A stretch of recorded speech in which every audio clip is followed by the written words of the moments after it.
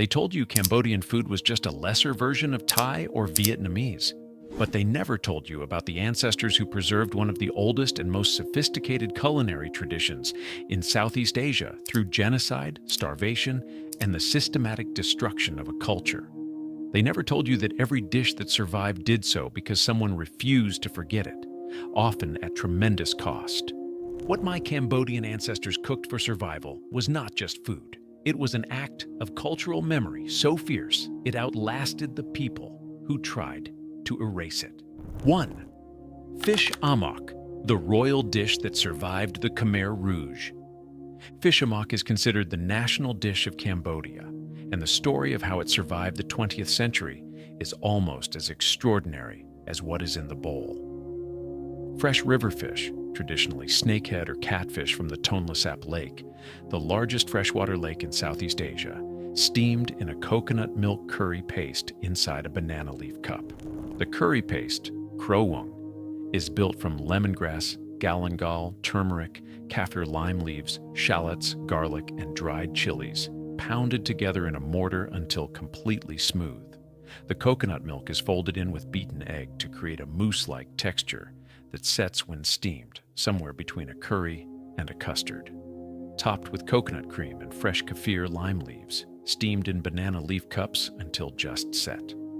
Fish Amok appears in bas-relief carvings at Angkor Wat, the 12th century temple complex built by the Khmer Empire.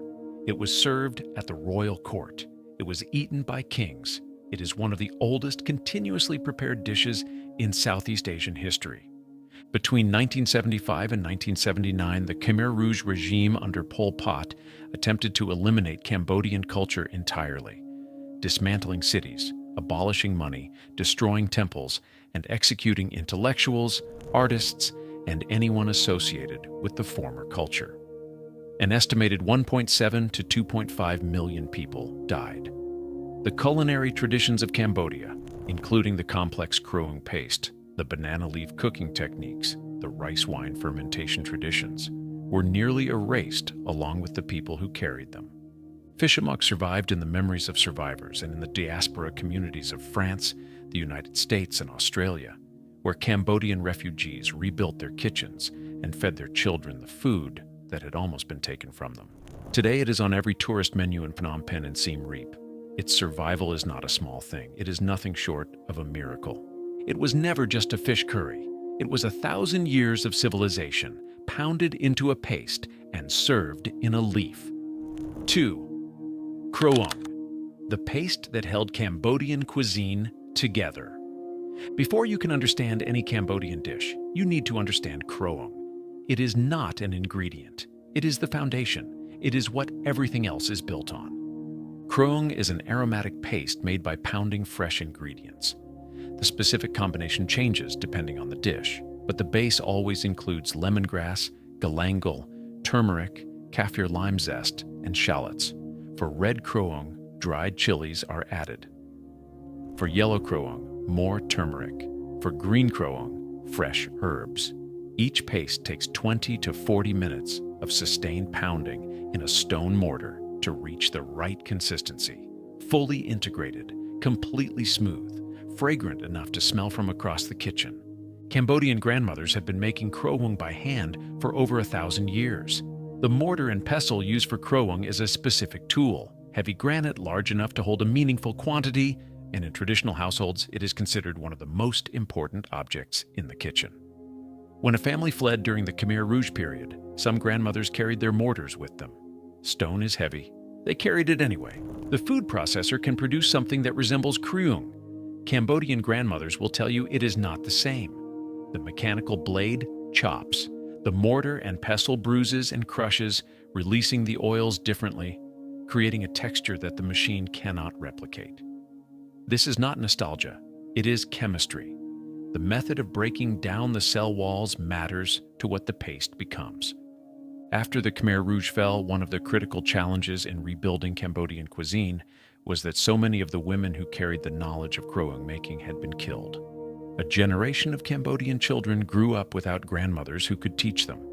Organizations like the Cambodian Living Arts Foundation have spent decades working to document and restore culinary traditions that survived only in fragments. The mortar and pestle is at the center of that restoration. It was never just a paste. It was the architecture of a cuisine, rebuilt stone by stone from what the survivors remembered. 3. Bai Sach Khrouk, the pork and rice that meant morning was safe. In Cambodia, morning means Bai Sach Khrouk, pork and rice. Simple, specific, irreplaceable. Thinly sliced pork, marinated overnight in garlic, fish sauce, sugar, and a little oyster sauce, grilled over charcoal until caramelized at the edges, and just cooked through, served over broken rice with a fried egg, sliced cucumber, pickled vegetables, and a clear pork broth on the side for sipping. The broken rice, grains that fractured during milling, traditionally considered inferior and therefore cheaper, absorbs the pork juices and the broth differently than whole grains, with a softer texture and slightly creamier result that Cambodians prefer for this specific dish. Bai Sach Khrouk vendors set up before dawn. In Phnom Penh, the smell of charcoal grilled pork begins before 4 in the morning, when the first carts light their fires in the dark.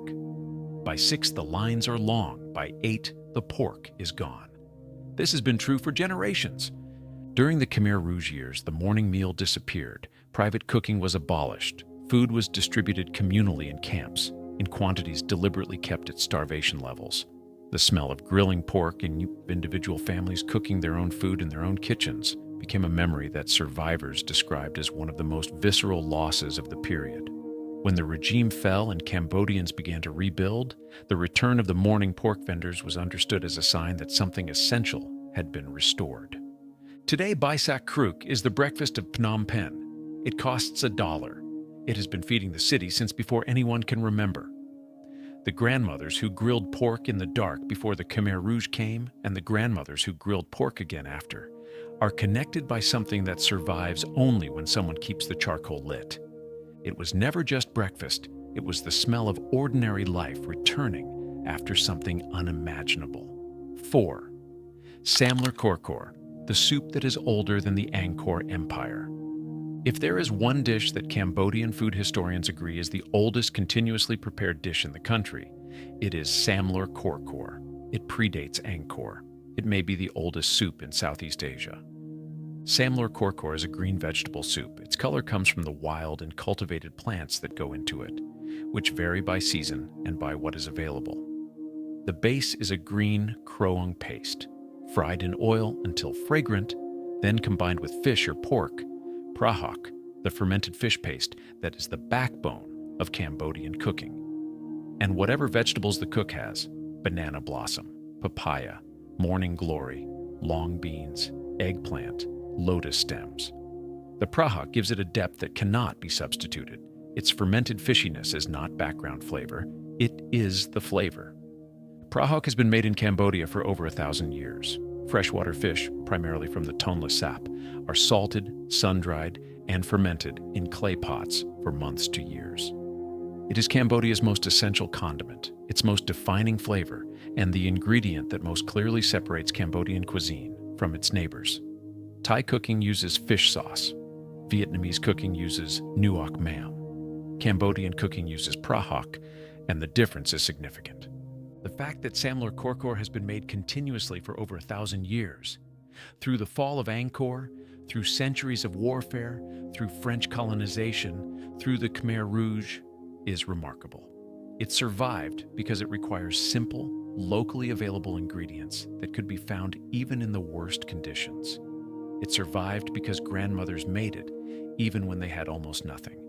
A little prahok, some river fish, whatever was green and growing nearby, a pot and a fire.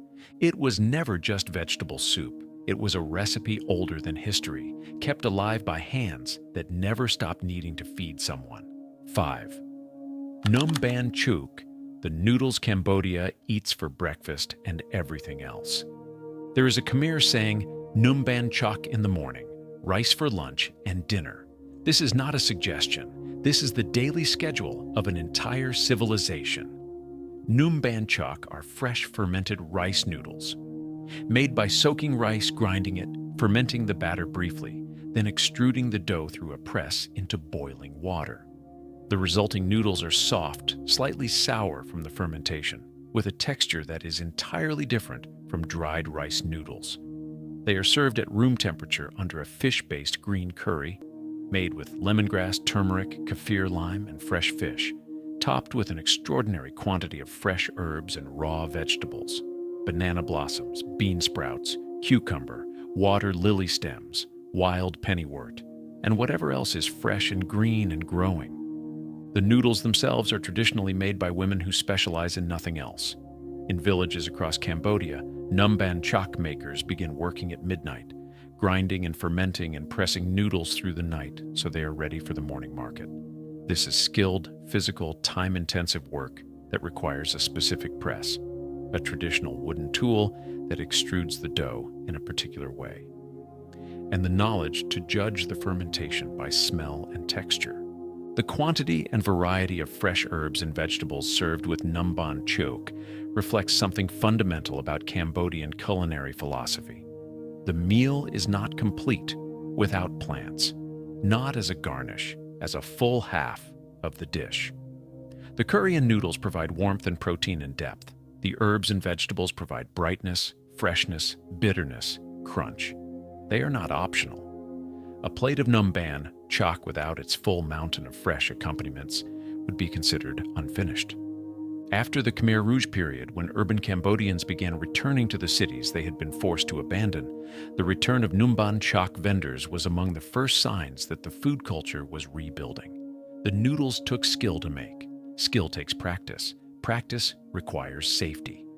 When the Numban Chok women came back, it meant the nights were safe again. It was never just noodles.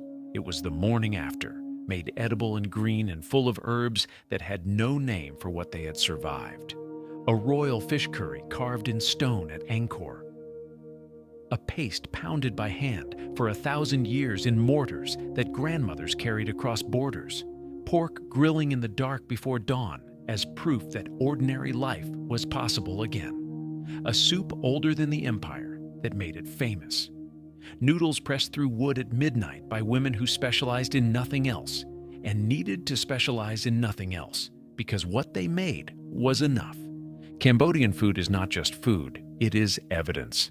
Evidence that a culture was here, was sophisticated, was layered and ancient and precise and extraordinary, and that it survived things that were designed specifically to destroy it. The Khmer Rouge targeted the educated, the artistic, the skilled. The grandmothers who made Fish Amok and Kroeung and Khrouk were considered rural and simple and not worth eliminating. They were not simple. They were the archive. They were the library. They were the only backup copy of a civilization. Every Cambodian dish you eat is something that came within a generation of disappearing forever. That is not an exaggeration. That is the historical record. What survived? Survived because of specific women who refused to forget specific things in specific terrible years, when forgetting would have been so much easier. Tell me in the comments, had you heard of Cambodian cuisine before this video? And if you have ever eaten Fish Amok or Numban Chok, I want to know where you found it and whether it stopped you the way it stopped me. Because some food changes how you see the world. And this is that food. Subscribe, because next time we go somewhere else, and the story is just as extraordinary.